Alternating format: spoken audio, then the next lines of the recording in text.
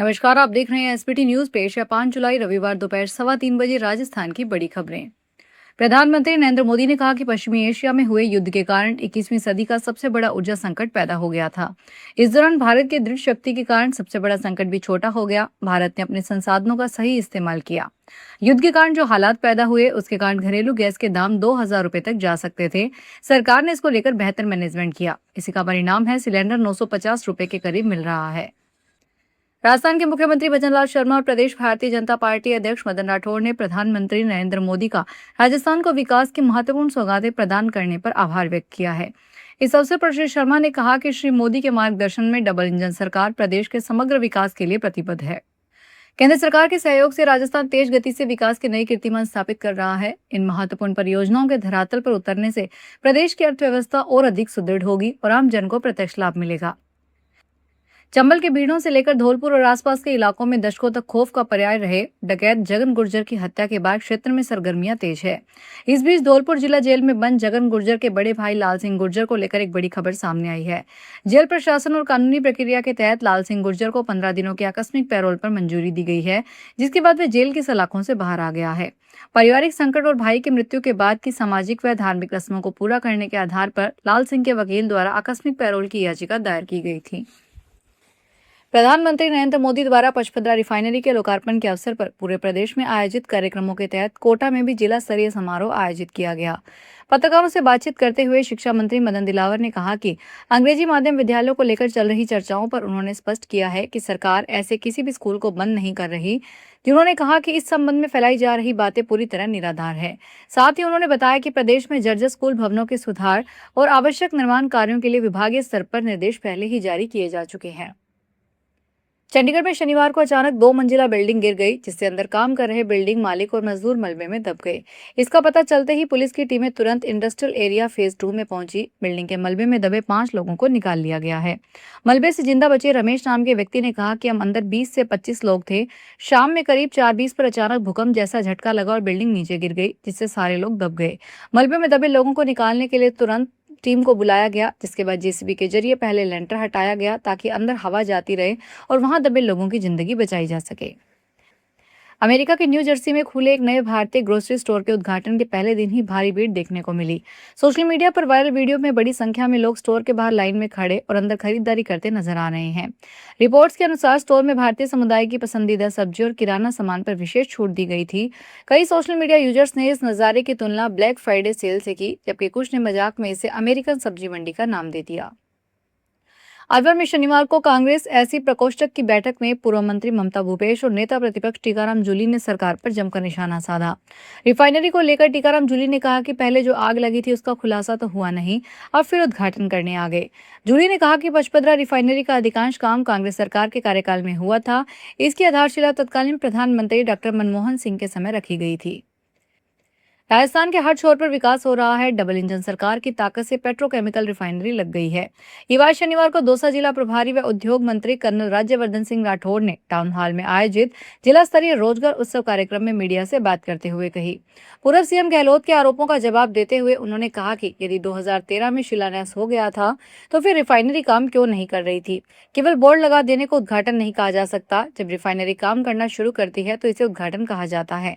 उन्होंने कहा इसके अलावा फैक्ट्रियों में अन्य प्रोडक्ट का उत्पादन होगा। कार्यक्रम में 2400 नवनियुक्त कार्मिकों को नियुक्ति पत्र सौंपे गए।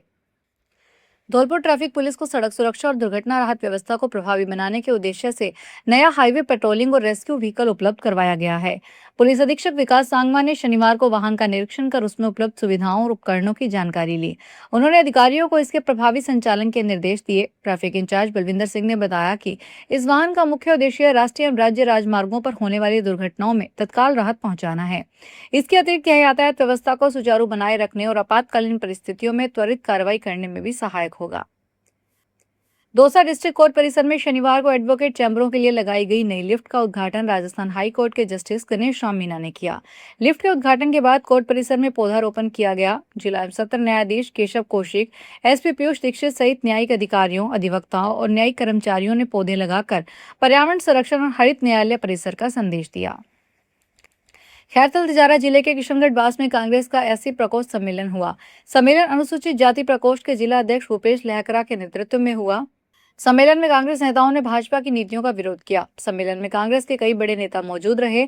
इसमें नेता प्रतिपक्ष टीकाराम जूली, पूर्व मंत्री और स्पष्ट महिला प्रकोष्ठ की प्रदेशाध्यक्ष ममता भूपेश, मुंडावर विधायक ललित यादव सहित कई वरिष्ठ नेता मौजूद रहे। राजस्थान हाईकोर्ट ने टेंट में रह रहे मालपुरा उपखंड क्षेत्र के सोटवाड़ा गांव में घुमंतु कालबेलिया परिवारों को बेदखल करने से जुड़े मामले में याचिकाकर्ताओं को राहत देते हुए 15 दिन में मालपुरा तहसीलदार के समक्ष समस्त दस्तावेज पेश करने के आदेश दिए हैं। साथ ही मालपुरा तहसीलदार को 2 माह में याचिकाकर्ताओं से जुड़े प्रकरण के निस्तारण के निर्देश दिए हैं।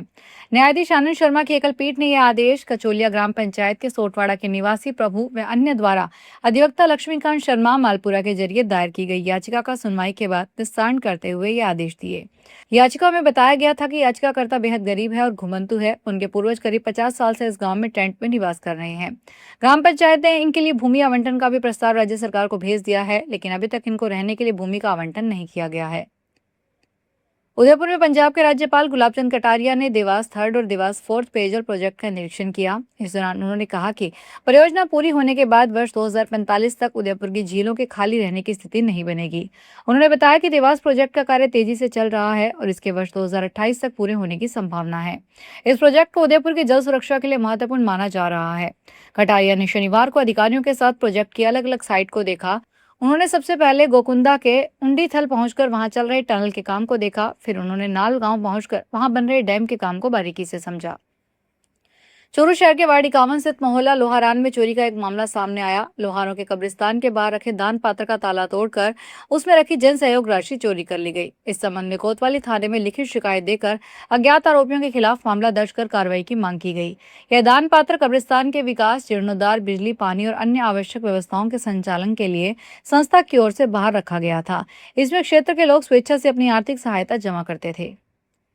भारत सरकार के आवासन और शहरी कार्य मंत्रालय ने राष्ट्रीय राजधानी क्षेत्र का गजट नोटिफिकेशन जारी कर दिया है, जिसमें अलवर का एरिया यथावत रखा गया है। केवल इसे नवगठित जिलों के आधार पर विभाजित कर दिया गया है। नए जिले खैरथल, तिजारा, कोटपुतली, बहरोत में वही एरिया एनसीआर में रखे गए हैं जो पूर्व में शामिल थे। पहले से एनसीआर से बाहर चल रहे कोटपुतली, विराटनगर, पावटा तहसील तब भी बाहर रखी गई थी। दरअसल एनसीआर नोटिफिकेशन की अवधि वर्ष 2021 में पूरी हो गई थी। ऐसे में अब नए जिलों के अनुसार नया नोटिफिकेशन जारी हुआ है, जिसमें कोई बदलाव नहीं किया गया है। इधर उद्यमियों ने इस नोटिफिकेशन पर निराशा जाहिर की है।